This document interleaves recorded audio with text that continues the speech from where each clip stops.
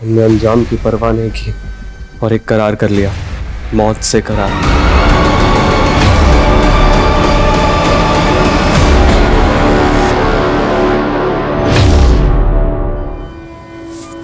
ठीक है, कल से 5 डिब्बे और बढ़ा दी। हाँ, आती हूँ।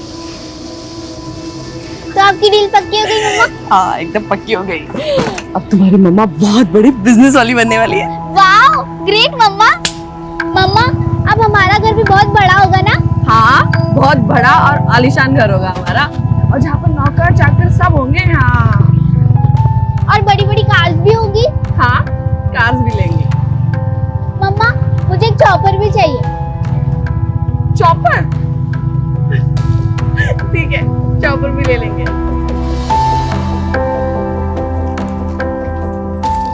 अरे नानी, मम्मा मुझे चॉपर दिलवाएगी। मुझे कितनी बार बोला है मुझे नानी मत बोला कर, ऐसे सबके सामने तो नहीं। अरे मैम, आप क्यों ले आई? मुझे बता देती ना, मैं ले आता खाली टिफिन। अरे तू कहीं और गया था ना डिलीवरी के लिए, इसलिए मैं ले आई। खाली टिफिन आने में लेट हो जाता है तो डिलीवरी भी लेट हो जाती है। अच्छा राघव, चलो शाम की तैयारी करो टिफिन। हाँ, फाल्गुनी, तुम्हारी कामयाबी की चाबी बन सकता हूँ मैं। तो मेरे प्रपोजल के बारे में क्या सोचा? अरे संजीव, तुम बाहर क्या कर रहे हो? अंदर आ। रोही बेटा, तुम अंदर जाके चेंज कर। 1 साल पहले तुमने बिजनेस के लिए मुझसे 3 लाख रुपए उधार लिए थे और उसको बढ़ाने के लिए 5 लाख रुपए और ले लिए। अरे मामूली से टिफिन सर्विस के बिजनेस में 8 लाख रुपए खपा दिए। तुम मुझे मेरा काम समझाने आए हो? तुम मेरा पैसा तो लौटा नहीं पा रही हो। टू बी फ्रैंक, तुम्हें बिजनेस करना नहीं आता। एक काम करो, तुम मेरी लाइफ पार्टनर बन जाओ, तुम्हें बिजनेस करना भी सिखा दूंगा और तुम्हारा कर्जा भी माफ हो जाएगा। अपनी हाथ में रहो संजीव। मधु, क्या है ये? तुमने तो कहा था तुम इसे शादी के लिए मना लोगी। मैं बात करती ना, माँ से ना मेरी जिंदगी का फैसला कर सकती है, ना ही मेरे बिजनेस में कोई फैसला ले सकती है। देखा मधु, इसने तुम्हें तुम्हारी औकात दिखा दी। ये तुम्हें अपनी बॉसी नहीं, काम वाली समझती है। संजीव, तुम मासी को भड़काने की कोशिश मत करो। बहुत अकड़ है ना तुझमें। चल अभी क्या भी मेरा पैसा निकाल, नहीं तब मैं तुझे अपना असली रूप दिखाता हूँ। मुझे हैरास करने की कोशिश मत करना संजीव। तुम्हें तुम्हारा पैसा मिल जाएगा, वो भी पूरे ब्याज के साथ। ब्याज तो मैं वसूल करूंगा, इस थप्पड़ का भी।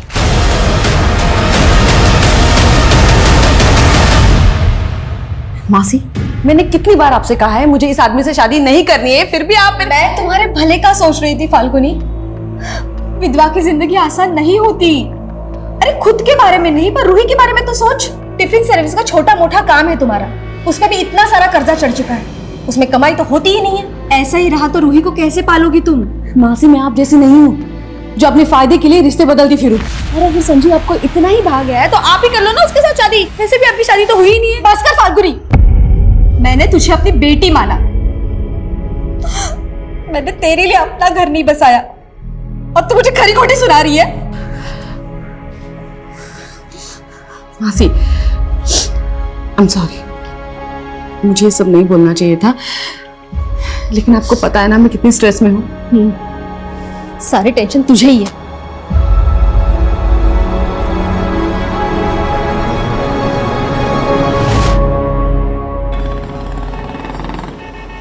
मम्मा, मुझे बड़ा घर नहीं चाहिए, ना कार्स ना चॉपर। आप टेंशन मत लो। तू है तो मुझे क्या टेंशन है? और सपने देखना बुरी बात नहीं है बेटा। माना कि आज हमारे पास कुछ भी नहीं है, लेकिन हम मिलके अपना कल तो संवार सकते हैं ना। I know mama, you are the best.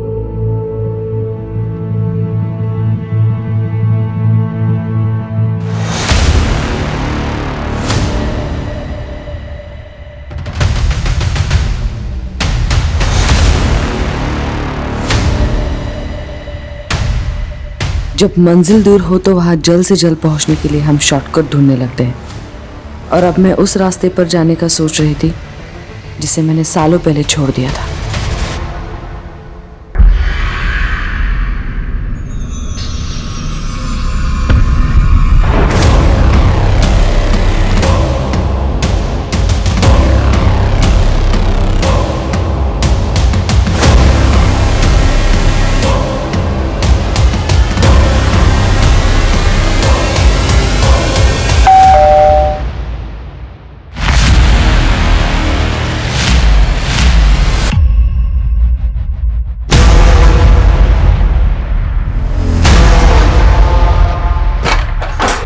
पकड़ रहे उसको। कौन आप लोग? ये लो तुम्हारे पूरे पैसे, वो भी ब्याज के साथ। 4 महीने में इतना पैसा कमा लिया? तुमसे मतलब? अरे तुम अभी तक मुझसे नाराज हो? एक्चुअली उस दिन मैंने तुम्हें शादी के लिए प्रपोज करके एक गलती की। अगर मैं तुम्हें सिर्फ सोने के लिए कहता ना तो तुम मान जाती। ये पैसा भी इसी तरह कमाया ना, सो के। तेरी नीयत चाहे जैसी भी हो, लेकिन मेरे बुरे वक्त में तू काम आया ना, इसलिए मैंने सिर्फ थप्पड़ मारा है तुझे, वरना मैं तेरे साथ क्या क्या कर सकती हूँ ना, ये जानता नहीं है तू। मुझे मालूम था इस डगर पे मुझे मौत भी मिल सकती है, लेकिन मैं मरना नहीं चाहती। मुझे अपनी बेटी के लिए जीना है।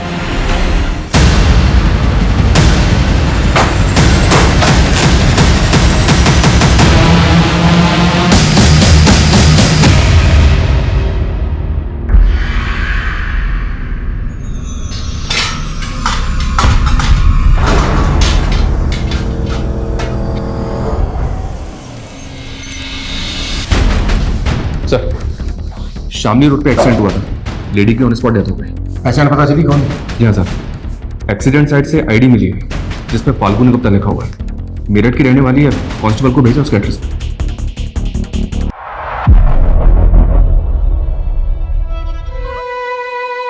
नानी कहाँ गई राघव अंकल? बेटा वो आ जाएंगी। और मम्मी वो कहाँ है? मधु जी, मैं समझ सकता हूँ इस वक्त आपके लिए जवाब देना कितना मुश्किल है, पर कुछ बातें हैं जो हमारे लिए जानना बहुत जरूरी है। फाल्गुनी का एक्सीडेंट शामली रोड पर हुआ। फाल्गुनी शामली में कहाँ जा रही थी? शामली? सर वो तो 2 दिन से शहर के बाहर गई थी। शहर से बाहर? कहाँ? सर वो मुझे नहीं पता, और अपना टिफिन का काम दूसरे शहर में भी फैलाना चाहती थी। और मधु जी, जिस जगह पर फाल्गुनी का एक्सीडेंट हुआ वो जगह आपके घर से कोई 60-70 किलोमीटर की ही दूरी पर है, और आप कह रही हैं कि फाल्गुनी 2 दिन से शहर से बाहर थी। सर ऐसा भी तो हो सकता है वो घर लौट रही हो और रास्ते में उसके साथ।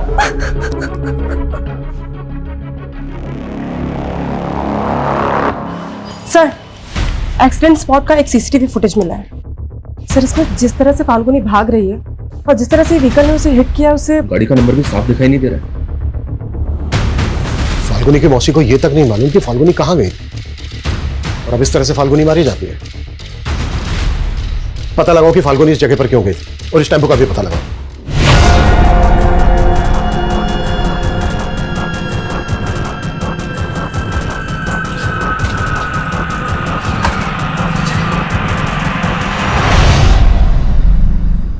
बहुत पढ़ाई कर रहे हो मेरे पीछे से। चलो आज तुम्हारा इम्तिहान लेते हैं। आजा।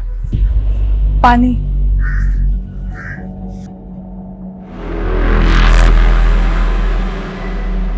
अच्छा बता, मेरे बीवी के शरीर में कितने तिल हैं?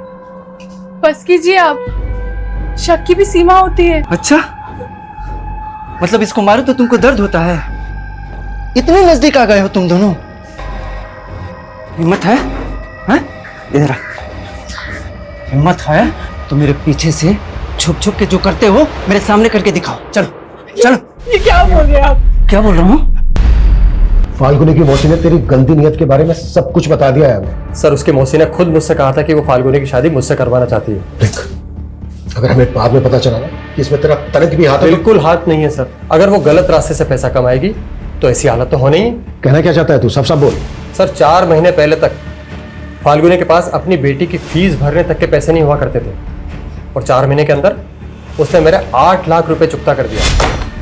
ये लो तुम्हारे पूरे पैसे ब्याज के साथ। मुझसे सवाल करने से पहले आप उसकी मौसी से पूछिए कि फाल्गुनी शहर में किस किस के पास जाती थी जो उसमें इतना पैसा बरसा रहे थे।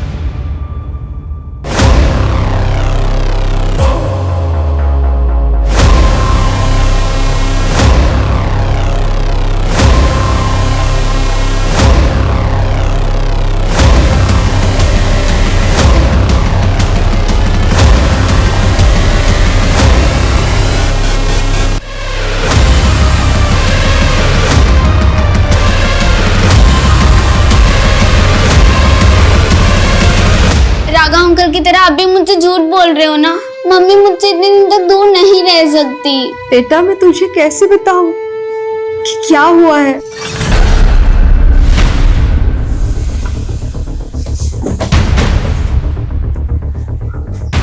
सर संजीव तो जलता था फाल्गुनी से, आप उस पर भरोसा कैसे कर सकते हो? देखिए, अगर संजीव ने कुछ किया है तो बचेगा नहीं, लेकिन आपको भी तो नहीं मालूम कि हत्या के 2 दिन पहले से फाल्गुनी कहाँ थी। सर मुझे सच में नहीं पता।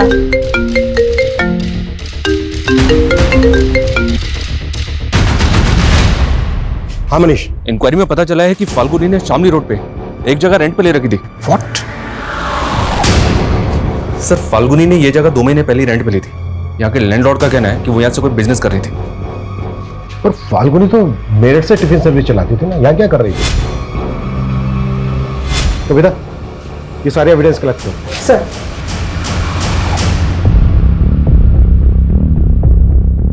निर्भीक एजेंसी इस नाम से एग्रीमेंट करवाया था फाल्गुनी ने। अच्छा, किस तरह का बिजनेस था? मतलब वो क्या कर रही थी, कुछ बताया था? सर कंसल्टेंसी का बिजनेस बता रही थी, बोल रही थी कि अभी स्टैब्लिश कर रही हूँ, कुछ दिनों बाद ये जगह रिनोवेट करके ऑफिस खोल लेगी। 12 तारीख को आई थी क्या फाल्गुनी?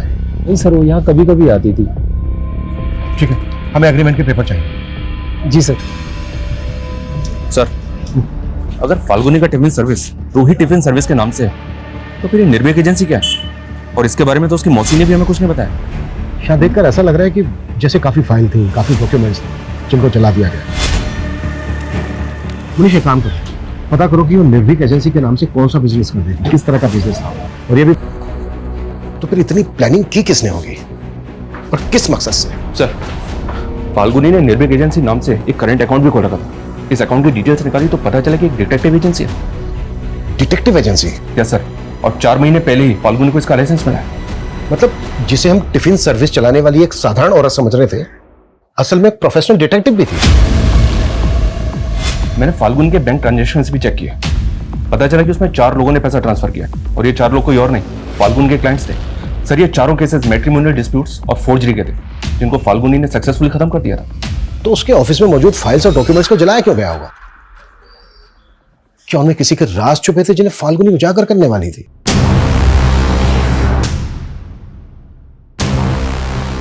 ये सब तो काफी हद तक जल चुका है sir. 1 PH 2 SKR 3 HC C is similar।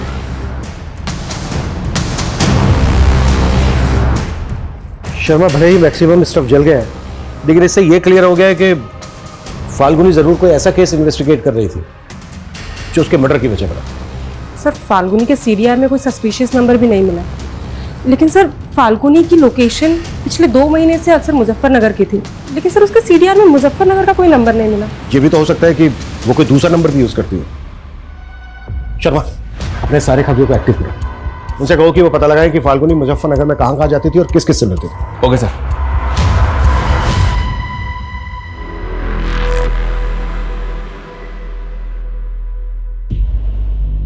अब चादर प्रथा शुरू करते हैं। भैया यहाँ ना, पकड़ लीजिए। गिरीश, अपने दोनों हाथ इसमें डुबा के चारों कोने में छापा लगा दे।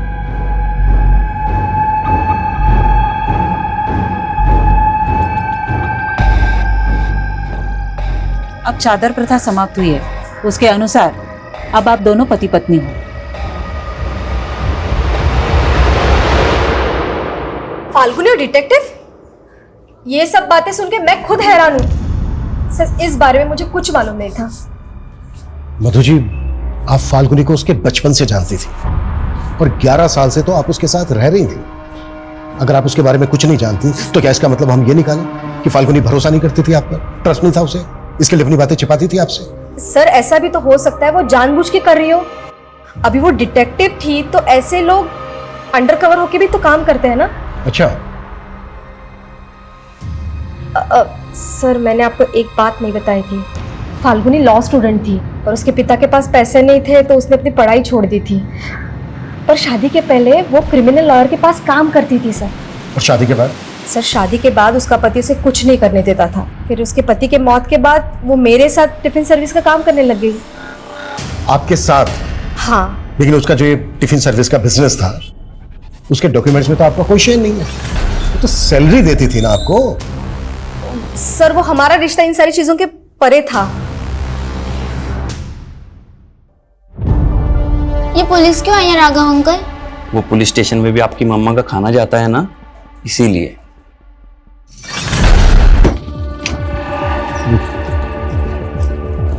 फाल्गुनी इसी एनजीओ में वर्कर बन के काम करती थी। ये भी तो हो सकता है कि फाल्गुनी एनजीओ वर्कर बनकर यहाँ इन्वेस्टिगेट करने आती है। फिलहाल तो सिर्फ इतना पता चला है कि फाल्गुनी आसपास के कई गांव में जाकर ग्रामीण औरतों को वुमेन हेल्थ एंड हाइजीन पर ट्रेनिंग दे रही थी। पॉसिबल है आसपास के गांवों में जाकर वो इन्फॉर्मेशन इकट्ठा करती है। मे भी सर, इंक्वायरी में एक बात और पता चली है, ये फाल्गुनी आजकल कड़िया गांव ज्यादा जा रही थी। कड़िया गांव?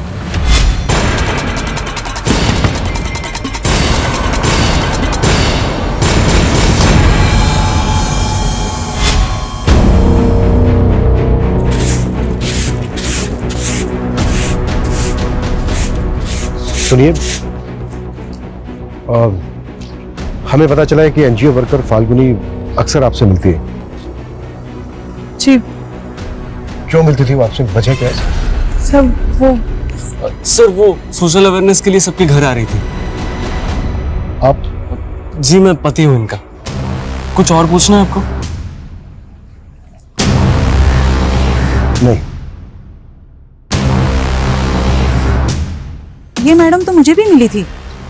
कृष्णा के पहले पति सरजू के बारे में पूछ रही थी। क्या? कृष्णा का पहला पति? जी, दूसरा पति गिरीश देवर था कृष्णा का, लेकिन सरजू के मौत के बाद उन दोनों ने शादी कर ली। अच्छा, ये फाल्गुनी सरजू के बारे में क्यों पूछ रही थी?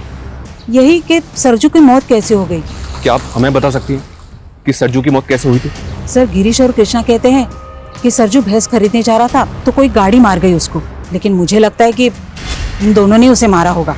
आपको ऐसा क्यों लगता है? सरजू को शक था कि इन दोनों का चक्कर चल रहा है। हमको धोखा दोगे तो यहीं पे जान से मार दूंगा। और एक बात, सरजू के मौत के 2 महीने पहले से वो काफी बीमार चल रहा था, खाट से उठा तक नहीं जा रहा था उसे। ऐसे में वो खुद पैदल चल के हाईवे तक कैसे जाएगा? मुझे लग रहा है सर, फाल्गुनी या सरजू की मौत का राज पता करने ही आई होगी। फाल्गुनी एक प्राइवेट डिटेक्टिव थी। इस तरह के लोग तभी इन्वेस्टिगेट करते हैं जब उन्हें कोई हायर करे। इस छोटे से गांव में कौन ऐसा होगा जिसने फाल्गुनी को हायर किया हो? हमें ना लोकल पुलिस से कंफर्म करना चाहिए कि सरजू का एक्सीडेंटल केस में कोई फाउल प्ले था क्या, और क्या वाकई में यहाँ ऐसे राज दफन है जो फाल्गुनी की हत्या का कारण बने।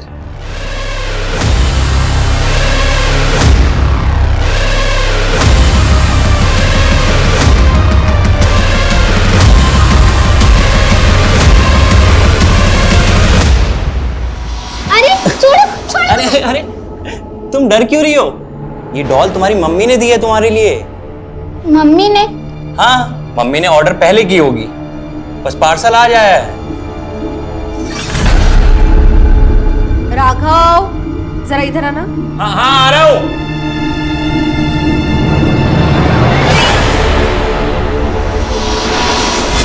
मम्मा, जाना सच में जरूरी है?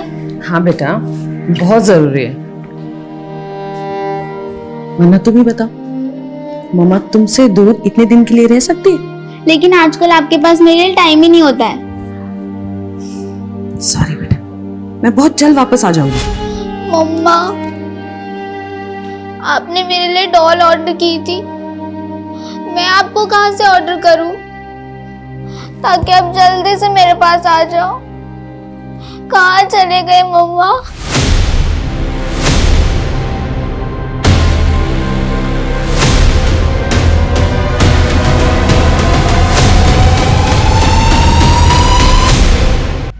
सरजू कुशवाहा एक्सीडेंट केस में हमें कुछ ऐसा नजर नहीं आया जिससे कि लगे कि उसका मर्डर हुआ था, और सरजू के पोस्टमार्टम रिपोर्ट से भी ये क्लियर था कि उसका एक्सीडेंट ही हुआ था। अच्छा, सरजू का जिस टेम्पो से एक्सीडेंट हुआ था वो सफेद रंग का था ना? नहीं नहीं, सरजू की बीवी ने बयान दिया था कि कोई सफेद रंग का ओल्ड कार था। तो वो जो कार थी उस कार का कुछ पता चला? अभी तक तो नहीं। मुझे लगता है पुलिस वाला हमसे कुछ छुपा रहा है। हमें ना बहुत संभल के जांच करनी होगी। तो जाहिर सी बात है वो लोकल पुलिस पे शक कर रही होगी। शर्मा, पता करो कि फाल्गुनी लोकल पुलिस से मिल रही थी क्या, और याद रहे पूरी एहतियात के साथ। Okay sir. मेरठ पुलिस हमारे घर तक पहुंच गई। मैं बता रहा हूँ, अगर मैं उनके हत्थे चढ़ा ना तो तुम सबकी पोल खोल दूंगा मैं। डर मत, पुलिस, नेता, प्रशासन सब मेरी जेब में है। सरजू का भूत भटक रहा है, वो ना हमसे बदला लेगा, वो बदला लेगा हमसे। इतना मत सोचो, सब ठीक हो जाएगा।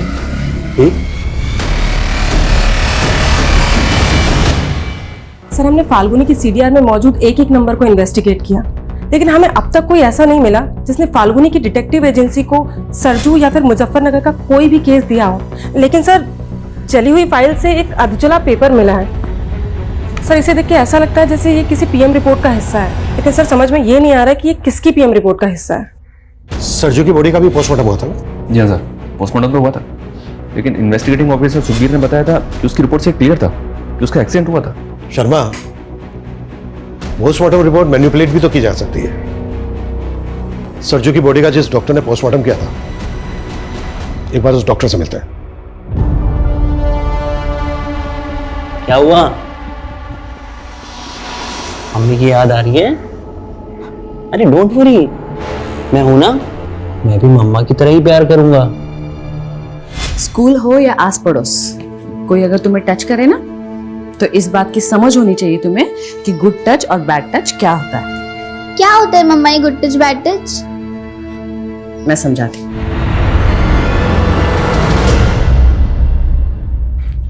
एक्सक्यूज मी, डॉक्टर पाल जो पोस्टमार्टम करते हैं कहाँ मिलेंगे?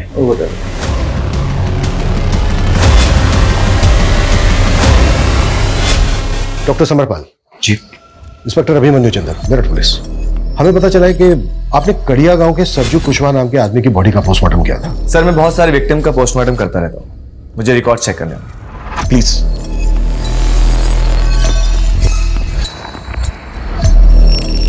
Sarju Kushwaha, right officer. Accidental case है, बॉडी में कई जगह इंजरीज थी और कुछ फ्रैक्चर्स थे, लेकिन हमें कोई फाउल प्ले नहीं लगा। कुछ दिनों पहले मेरठ में भी एक्सीडेंट हुआ था कि विक्टिम पर जानबूझकर टेम्पो चढ़ा दिया गया था। बहुत एक्सीडेंट की वजह से हुई थी, पर था वो मर्डर। लेकिन ये सब आप मुझे क्यों बता रहे हैं? जिस विक्टिम का एक्सीडेंट हुआ था उस विक्टिम का नाम था फाल्गुनी गुप्ता। ये शायद इसके साथ आपने सरजू की पोस्टमार्टम रिपोर्ट शेयर की। नहीं सर, मैं इस लड़की को नहीं जानता, और सरजू की रिपोर्ट सिर्फ इन्वेस्टिगेशन ऑफिसर के साथ शेयर की थी। ठीक है डॉक्टर, हमें इस रिपोर्ट की एक कॉपी चाहिए होगी। मैं आपको प्रोवाइड कर रहा हूँ। Thanks doctor. मैं तो तुम्हें चाहता था, लेकिन तुमने मेरा ध्यान फाल्गुनी की तरफ मोड़ दिया और अब उसके मर्डर का इल्जाम भी मेरी तरफ मोड़ दिया। मुझे पता है ना तू कितना बड़ा कमीना है। वो तो मैं हूँ, लेकिन तुझे मैं फुल सपोर्ट करूंगा फाल्गुनी के बिजनेस को टेक ओवर करने में। अचानक गांव छोड़ के चले गए, पर कहाँ चले गए हैं ये समझ में नहीं आ रहा है। उनका गायब होना यही इंडिकेट करता है कि सरजू का एक्सीडेंट नहीं बल्कि मर्डर हुआ था। और सर अब तक ये भी पता नहीं चल पा रहा है कि फाल्गुनी को ये केस इन्वेस्टिगेट करने के लिए किसने दिया होगा। सब पता चलेगा मनीष। देखो ये तो क्लियर होता जा रहा है कि फाल्गुनी की हत्या का सरजू के केस से कनेक्शन है। एक काम करो, ग्रीश और कृष्णा का लुकआउट नोटिस जारी करवाओ। थोड़ा तो ओके सर।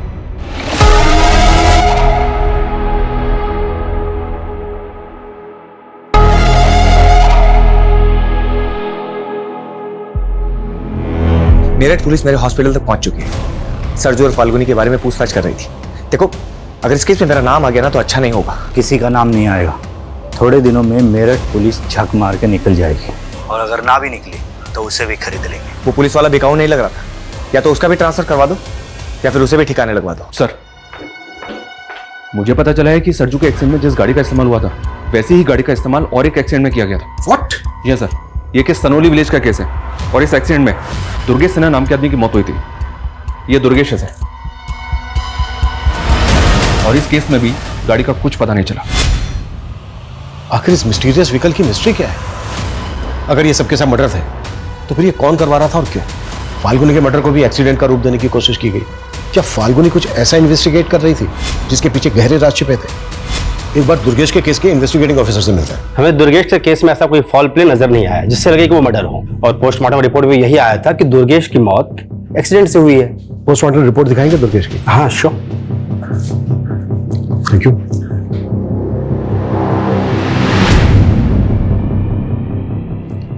ये दुर्गेश की बॉडी का पोस्टमार्टम डॉक्टर समर ने किया था ना? जी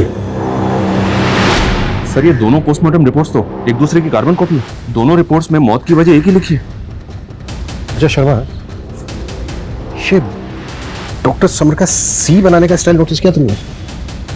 बड़ी अजीब ढंग से सी बनाया। फाल्गुनी के ऑफिस में हमें एक डायरी मिली थी, उस पर लिखा था सी इज सिमिलर। क्या सी सिमिलर का इंडिकेशन इन्हीं दोनों रिपोर्ट्स का है? पूरे चांसेस। शर्मा, हमें फाल्गुनी के ऑफिस में जली हुई फाइल्स के बीच एक पोस्टमार्टम रिपोर्ट की जली हुई कॉपी भी बनी थी, याद है? इसका मतलब फाल्गुनी के पास ये दोनों रिपोर्ट्स थे और फाल्गुनी सरजू का ही नहीं बल्कि दुर्गेश का केस भी इन्वेस्टिगेट कर रही हो। ये डॉक्टर समर उस दिन से ही हॉस्पिटल नहीं आ रहा है जिस दिन से हम उससे मिलने गए।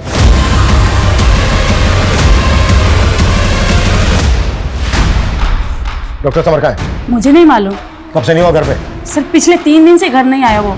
कविता चेक करो, कुछ भी छूटना नहीं चाहिए। लेकिन हुआ क्या है, कोई बताएगा? बताते हैं।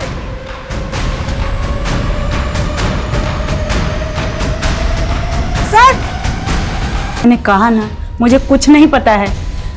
अपनी मर्जी का मालिक है वो।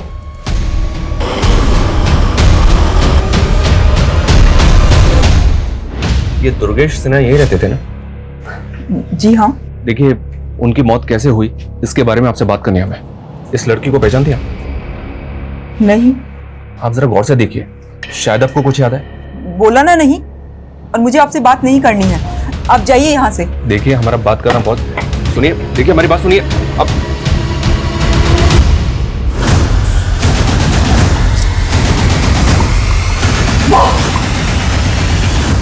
मम्मा, मैं तो डर गई। मैंने सोचा 2 दिन बाद वापस आई हूँ ना, तो ऐसे सरप्राइज करती तुझे। लेकिन मम्मा, मैं आपको बता नहीं सकती। जब आप चली जाती है तो यहाँ पर फाल्गुनी तुम आ गई? हाँ मासी। हाँ, रूही ने आपको तंग तो नहीं किया मेरे पीछे से? अरे नहीं, बहुत अच्छे से रही है वो। मम्मा, मैं क्यों नहीं बता पाई आपको वो सब? सर, दुर्गेश की बीवी का ऐसा रवैया देख के ताज्जुब हो रहा है। मुझे ऐसा लग रहा है कि सरजू की तरह दुर्गेश की मौत की हकीकत भी कुछ और ही है। मैंने मॉर्चरी में पता किया, पिछले 3 महीने में डॉक्टर समर ने 15 बॉडीज का पोस्टमार्टम किया और उन 15 में से 9 एक्सीडेंटल केसेस हैं। तो क्या ऐसे और भी केसेस हैं? इस डायरी में ना कुछ अल्फाबेट्स लिखे हैं जिनको देख के ऐसा लगता है कि जैसे ये विक्टिम्स के नामों का शॉर्ट फॉर्म हो सकता है। जैसे सरजू का सरनेम है कुशवाहा, यानी कि सरजू कुशवाहा। और ये देखो, ये 7वें नंबर पे लिखा है SK। ऐसे ही दुर्गेश का सरनेम है सिन्हा, यानी कि दुर्गेश सिन्हा। और ये यहाँ 9वें नंबर पे लिखा है DS। ऐसी जो बाकी के विक्टिम्स हैं उनके भी नाम और सरनेम के अल्फाबेट्स मैच हो रहे हैं। माय गॉड, अनिल सर, ये केस तो हमारी सोच से भी परे का निकला।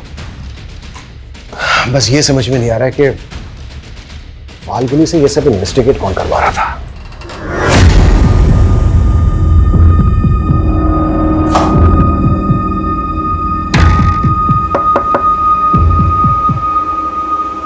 सर, ये फाइल।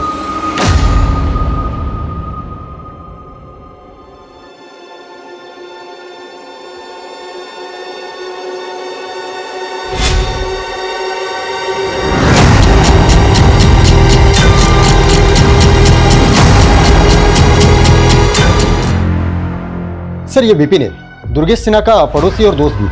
दुर्गेश के बारे में आपको कुछ बताना चाहता है। बोलो। सर, भले ही दुर्गेश की बीवी और सब लोग ये मानते हैं कि दुर्गेश की मौत एक्सीडेंट से हुई थी, लेकिन सर दुर्गेश तो कैंसर पेशेंट था, वो तो चल भी नहीं सकता था। व्हाट? उसका इलाज एनटी दीक्षित मेमोरियल अस्पताल में चल रहा था। और सर, मुझे बहुत अच्छे से याद है, वो शाम जब मैं दुर्गेश को मिलने उसके घर गया था तो वो बिस्तर पर ही अपने प्राण छोड़ चुका था। फिर मुझे उसकी पत्नी ने वहाँ से जाने के लिए कहा। उसके बाद मुझे उसी रात को ये पता चला कि दुर्गेश का हाईवे के पास में एक्सीडेंट हो गया है। सरजू के पड़ोसी ने कहा था सर कि सरजू काफी बीमार रहता था और ठीक से चल भी नहीं पाता था। और उसकी वाइफ कृष्णा ने स्टेटमेंट दी थी कि सरजू भैंस लेने जा रहा था, हाईवे पे उसका एक्सीडेंट हो गया था। ये बहुत बड़ा गेम है शर्मा, इसकी जड़ें ना काफी गहरी है। अच्छा, दुर्गेश के दोस्त ने बताया कि दुर्गेश कैंसर पेशेंट था, एनटी दीक्षित मेमोरियल हॉस्पिटल में उसका इलाज चल रहा था। एक काम करो, रिकॉर्ड चेक करो वहाँ पे। हमें कोई एक्सट्रीम स्टेप लेना होगा। हाँ, मैंने सोच लिया है कि मुझे क्या करना है।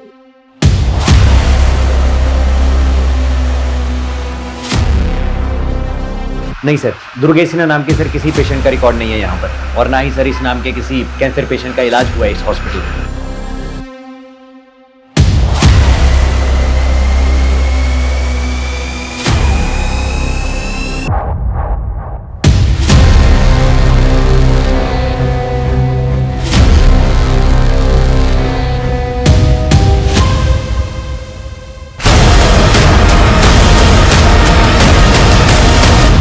ये दुर्गेश कैंसर पेशेंट था, इसका कोई रिकॉर्ड नहीं मिला हॉस्पिटल में।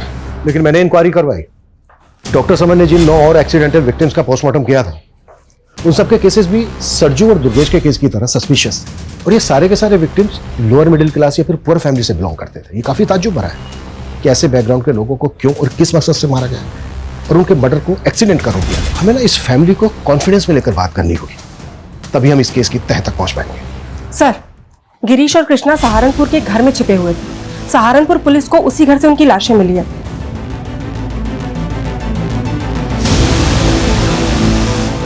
सर, क्राइम सीन से सुसाइड नोट मिला था, शायद इन दोनों ने सुसाइड किया। हमने अंजाम की परवाह नहीं की और एक करार कर लिया, मौत से करार। हमारा गुनाह बस इतना है कि हमने अपनी मजबूरी के साथ सौदा कर लिया। देखिए, मैं जानता हूं आपके पति सरजू कुशवाहा को कैंसर है और उनका बचना नामुमकिन है, लेकिन आपको उनकी मौत के बाद काफी पैसा मिल सकता है। किस बात का पैसा? फिर जैसे ही सरजू की मौत हो गई, देर रात में आप उसकी लाश को हाईवे पर डाल दीजिएगा, जहां एक गाड़ी उन्हें कुचल कर चली जाएगी। फिर आपको पैसा मिल जाएगा। सिर्फ 2 लाख रुपए और इतना सारा तनाव। हम अपने पाप के बोझ से दब गए, इसलिए हम दोनों आत्महत्या कर रहे हैं। ये सब तो बेहद अजीब है सर, ना ऐसा पहले कभी देखा और ना सुना।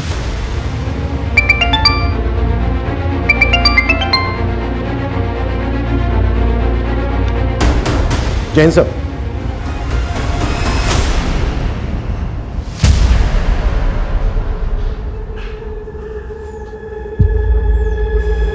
तुम मुझ पे गुस्सा हो ना? मैं जानती हूँ मैं बहुत बुरी हूँ। और राघव अंकल, वो तो और भी बुरे। उन्होंने मेरे साथ। रूही, राघव ने क्या किया तुम्हारे साथ? देखिए, टारगेट्स तो आप लोगों को अपने अपने पूरे करने ही हैं, लेकिन मैं सिर्फ ये कहना चाहता हूं कि जब भी आप कोई नई पॉलिसी बेचें तो क्रॉस चेक कीजिएगा डॉक्यूमेंट्स पूरे। Excuse me, Manish Singh ji. SP sir ने तो आपको बता ही दिया होगा कि मैं आपसे क्यों मिलना चाहता था। जी, लेकिन हमें ताज्जुब इस बात का है कि इतने समय तक आप चुप क्यों रहे? आपको तो बहुत पहले सामने आ जाना चाहिए था। एक्चुअली हम डिलेमा में थे कि हमारा शक सही है या गलत, और उसी को पुख्ता करने के लिए हमने फाल्गुनी को मुजफ्फरनगर डिस्ट्रिक्ट में लगाया था। इसके अलावा 4 और डिस्ट्रिक्ट में हम अपने लेवल पर इन्वेस्टिगेट कर रहे थे। तो मतलब फाल्गुनी को आपने हायर किया था? जी, फाल्गुनी को मैं 10 साल पहले से जानता था, जब वो एक क्रिमिनल लॉयर के यहाँ काम किया करती थी। वो लॉयर मेरे दोस्त थे, और जब मुझे पता चला कि फाल्गुनी ने डिटेक्टिव एजेंसी स्टार्ट की है तो मैंने उससे बात की। हमें ऐसे इंसान की तलाश थी जो ग्रास रूट लेवल पर जाकर इस मामले की पूरी सच्चाई सामने ला सके। मुझे क्या करना होगा सर?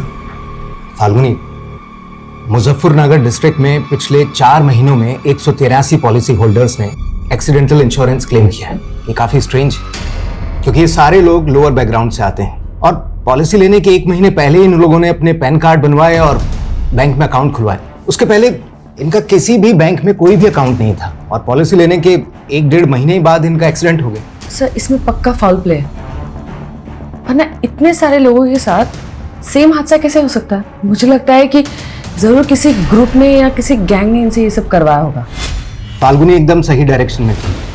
हमें भी हिंट मिलने लगे थे कि इन सब के पीछे कोई ना कोई ऑर्गेनाइज्ड गैंग है, और इसमें काफी पुलिस वाले और काफी पोस्टमार्टम डॉक्टर्स शामिल हैं। लेकिन इसके पहले कि फाल्गुनी हमें कोई प्रूफ देती, हमारे बाकी इन्वेस्टिगेटर्स ने भी हमें इंफॉर्मेशन दी थी।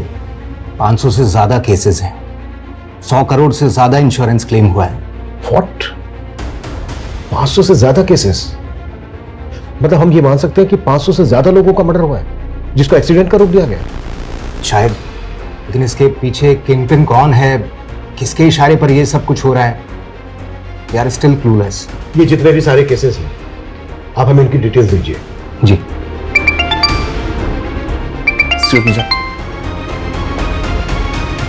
हाँ कविता। सर, दुर्गेश की वाइफ सरकारी गवाह बनने के लिए तैयार हो गई है। वो हमें उन लोगों के बारे में बताना चाहती है जिनके कहने पर उसने दुर्गेश की मौत को एक्सीडेंट की शक्ल देने का प्लान बनाया था। गुड जॉब कविता। कहाँ है दुर्गेश की बीवी?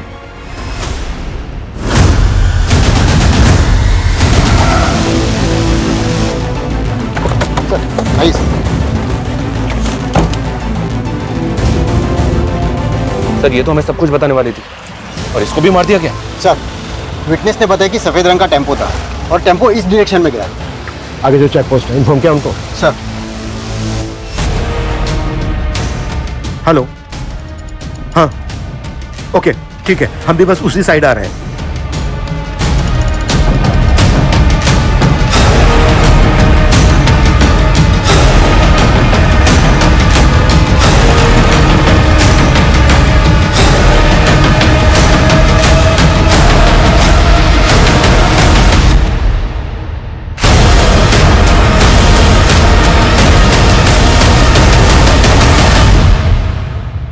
कंपनी का रीजनल मैनेजर ही कंपनी के साथ इतनी बड़ी कॉन्स्पिरेसी कर रहा था। मुझे कोई फंसा रहा है। ओए फंसा रहा है? हाँ, तेरे गुनाहों की लंबी चेन तोड़ दी हमने।